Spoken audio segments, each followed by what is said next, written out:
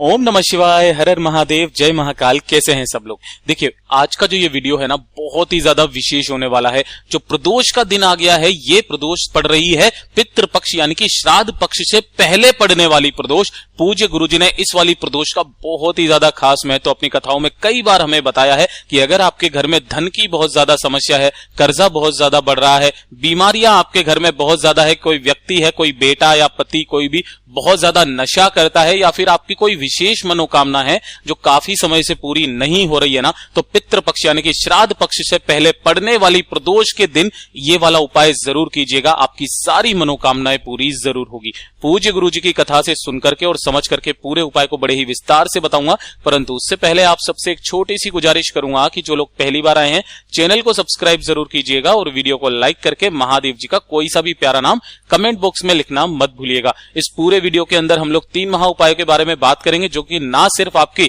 धन कर्ज की समस्या को दूर करेगा, रोग मुक्ति को दूर करेगा, साथ ही साथ आपकी मनोकामना को पूर्ति करेगा। और आपके घर में अगर कोई व्यक्ति बहुत ज्यादा नशा करता है तो उस नशा मुक्ति का भी सबसे अद्भुत उपाय है जो कि खास इसी दिन किया जाता है। सबसे पहले बात कर लेते हैं पहले वाले उपाय की तरफ। अब ध्यान से सुनना।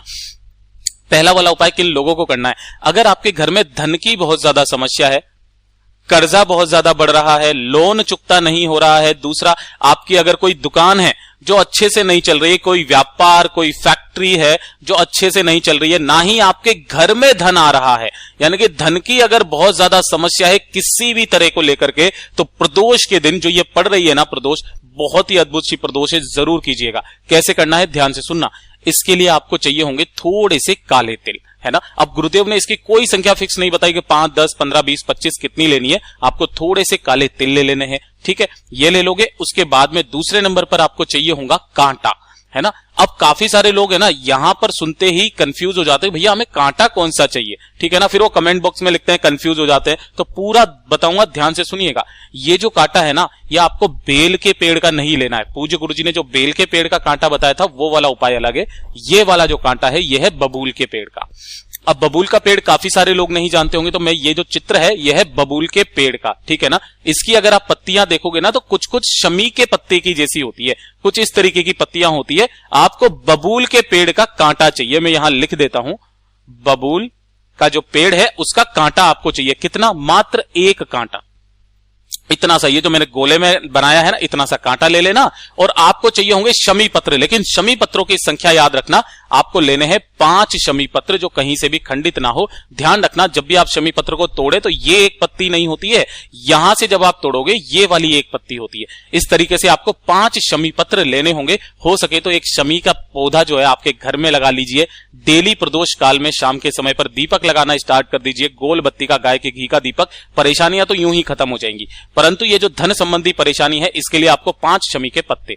मैं एक बार फिर से वापस सामग्री बता रहा हूं। सबसे पहले आपको काले तिल चाहिए, 1 आपको बबूल का कांटा चाहिए और 5 शमी पत्र चाहिए, है ना। अब प्रदोष के दिन, प्रदोष काल में, प्रदोष के दिन, प्रदोष काल में आपको अपने दाहिने हाथ में इन तीनों चीजों को एक मुट्ठी बना करके इस तरीके से रख लेना है ना। जो 3 चीजें आपने लिए, 5 शमी पत्र, 1 बबूल का कांटा और थोड़े से काले तिल, अपने इस हाथ में रखना।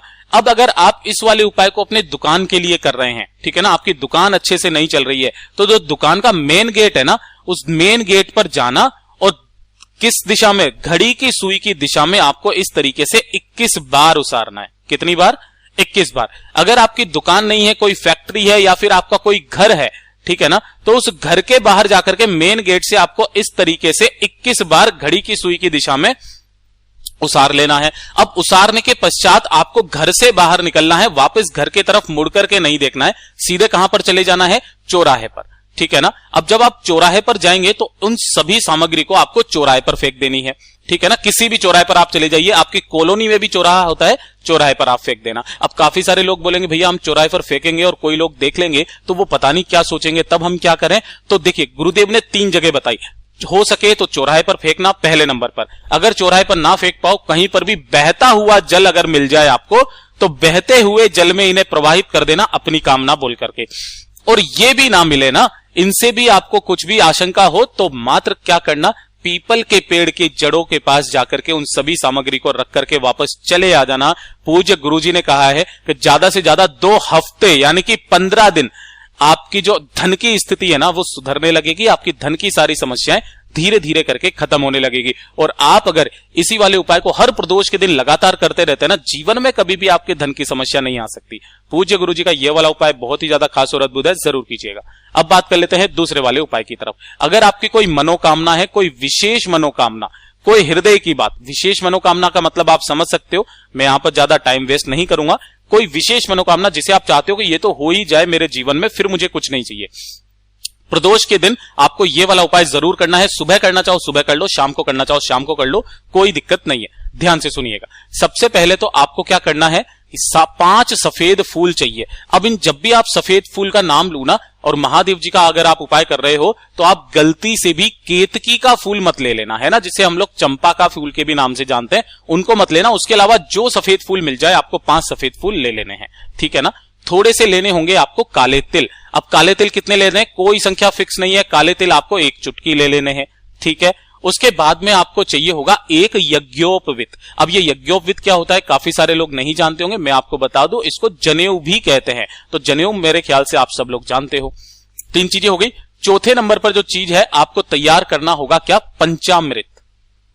क्या तैयार करना होगा, पंचामृत। अब कैसे तैयार करते हैं, इसके अंदर एक होता है दही, एक होता है गाय माता का कच्चा दूध, गाय का कच्चा दूध, तीसरे नंबर पर थोड़ा सा घी, फिर थोड़ी सी मिश्री ले लेना और थोड़ा सा शहद ले लेना। जब आप इन 5 को मिलाओगे तो पंचामृत बन जाएगा, ठीक है ना। और एक आपको तैयार करना होगा गाय माता के घी का गोल बत्ती का दीपक। गाय का घी भरना और गोल बत्ती का दीपक लेना, गोल बाती का दीपक, ठीक है। और 1 लोटा शुद्ध जल ले लेना, हो सके तो जल आपको अपने घर से ज्यादा लेकर के जाना है। ये सारी सामग्री आपको लेनी है। कहां पर जाना है, सीधा चले जाना बेल के पेड़ के पास। अब ध्यान से सुनना, इस वाले उपाय को करने का खास नियम और तरीका बहुत ही अद्भुत है। पूज्य गुरुजी ने बताया 1 प्रदोष कर लो मात्र, ज्यादा से ज्यादा 2 महीना आपकी कोई भी मनोकामना पूरी हो जाएगी, कोई भी बड़ी से बड़ी। ध्यान से सुनिएगा कैसे करना है। यहां पर आपको क्या करना होगा, जो भी मिट्टी बेल के पेड़ के नीचे मिले ना, आपको एक पार्थिव शिवलिंग का निर्माण करना है कुछ इस तरीके से। जैसी भी आप बना सको वैसी बना लेना, बस हृदय में महादेव जी का स्मरण करते रहना। ध्यान रखना जब भी आप शिवलिंग बनाए तो उसके नीचे एक बेलपत्र जरूर लगा देना, है ना। तो बेलपत्र तो आप उसी पेड़ से तोड़ सकते हो, बेलपत्र लगा करके शिवलिंग लगाना, ठीक है। शिवलिंग के ऊपर अगर आप चंदन वंदन कुछ भी पूजा वूजा के लिए लेकर के आए हो तो वो लगा देना, कोई दिक्कत नहीं है। अब ध्यान रखना, सबसे पहले आपको जैसे ही यहां पर ये किया है, सबसे पहले आपको करना क्या है, सबसे पहले पंचामृत से आपको शिवलिंग का स्नान करवाना है। किससे, पंचामृत से। मैं यहां लिख देता हूं, पंचामृत से स्नान करा देने के पश्चात आपने जो जनेऊ लिया है उस जनेऊ को इस तरीके से आपको शिवलिंग के इस तरीके से आपको पहना देना है। और इसके ऊपर थोड़े से काले तिल रख करके 5 सफेद फूल अपना नाम और गोत्र बोलकर, नाम और गोत्र बोलकर 5 सफेद फूल आपको अपनी कामना कहकर शिवलिंग के ऊपर ही समर्पित कर देना है, ठीक है ना। शिवलिंग के ऊपर समर्पित कर देने के पश्चात थोड़ी सी देर के लिए पीछे हटना है। पीछे हट करके बेलपत्र पेड़ की जड़ों के पास जो आपने एक दीपक लिया है, उस एक दीपक को आपको यहां पर समर्पित कर देना है। ओम नमः शिवाय, श्री शिवाय नमस्तुभ्यम का स्मरण करते हुए, हो सके तो इसके नीचे आसन जरूर लगा देना। थोड़े से चावल या गेहूं के दाने या धान कुछ भी लेकर के इसका आसन जरूर लगा देना। दीपक आपने लगा दिया। दीपक लगा देने के पश्चात जो सबसे मेन काम आपको करना है, आपको इस वाले पेड़ की आधी परिक्रमा करनी है। अब पेड़ की परिक्रमा जब आप करेंगे तो यहां पर जो आपने शिवलिंग बनाया है ना, उस शिवलिंग के साथ में आपको आधी परिक्रमा करनी है ना, आधी परिक्रमा करनी है। और आधी परिक्रमा करने के पश्चात जो आपने जल लिया है, उसी जल से इस पार्थिव शिवलिंग का विसर्जन वहां का वहीं उसी मिट्टी में आपको कर देना है। 2 मिनट यहां पर बैठ करके अपनी कामना बोलना और कामना बोल करके वापस घर की तरफ चले आ जाना। गुरुदेव ने बताया ज्यादा से ज्यादा 2 महीना, चाहे कितनी भी बड़ी मनोकामना क्यों ना हो, पूरी होगी ही होगी। पूज्य गुरु जी का ये वाला उपाय बहुत ही ज्यादा खास और अद्भुत है, जरूर कीजिएगा। अब बात कर लेते हैं तीसरे वाले उपाय की तरफ कि अगर आपके परिवार में कोई व्यक्ति नशा बहुत ज्यादा करता है तो वो तो इस उपाय को करेगा नहीं, उस परिवार का कोई भी सदस्य उस व्यक्ति के लिए इस उपाय को कर सकता है। यकीन मानिए ज्यादा से ज्यादा 3 दिन में वो नशा छोड़ देगा। 3 दिन में। देखिए करना क्या है, 1 लोटा शुद्ध जल लेना प्रदोष के दिन, किसी भी समय, सुबह या शाम, कभी भी 1 लोटा शुद्ध जल लेना अपने घर का, ठीक है ना। इसी के साथ में आपको लेने होंगे थोड़े से काले तिल, ठीक है, थोड़े से, जितने भी चुटकी भर आप काले तिल लेना चाहो काले तिल ले लेना, और कुछ नहीं चाहिए। इन्हें लेकर के आप पहुंच जाना कहां पर, मेरे देवादिदेव महादेव जी के मंदिर शिवलिंग के पास में। उत्तर दिशा नॉर्थ डायरेक्शन की तरफ मुंह करके खड़े हो जाना। सबसे पहले एक लोटा शुद्ध जल मेरे देवादिदेव महादेव जी को ओम नमः शिवाय, श्री शिवाय नमस्तुभ्यम पंचाक्षरी मंत्र या षडाक्षरी मंत्र का स्मरण करके समर्पित करना। उसके पश्चात अपने दाहिने हाथ में उन काले तिलों को लेना, जो आपने जितने भी काले तिल लिए हैं, ऐसे करके उस व्यक्ति का नाम और गोत्र बोलना जिसका नशा आप छुड़वाना चाहते हो, है ना। उस व्यक्ति का नाम और गोत्र बोल करके अपनी कामना कह करके कि वो नशा छोड़ दे, ऐसी कामना करके इन सभी काले तिलों को आपको शिवलिंग के ठीक ऊपर समर्पित करना होगा। महादेव जी के बहुत ही प्यारा सा नाम, जब भी आप नशा मुक्ति के लिए कोई उपाय करते हो, श्रम्भेश्वर महादेव जी, श्रम्भेश्वर महादेव जी के नाम से समर्पित करना। 2 मिनट वहां पर बैठ करके अपनी कामना करना कि वो व्यक्ति बहुत ज्यादा नशा करता है, गाली गलौज करता है, शराब सिगरेट सब कुछ पीता है, प्लीज भगवान जी कुछ ऐसा कर दीजिए कि वो सब कुछ भूल जाए।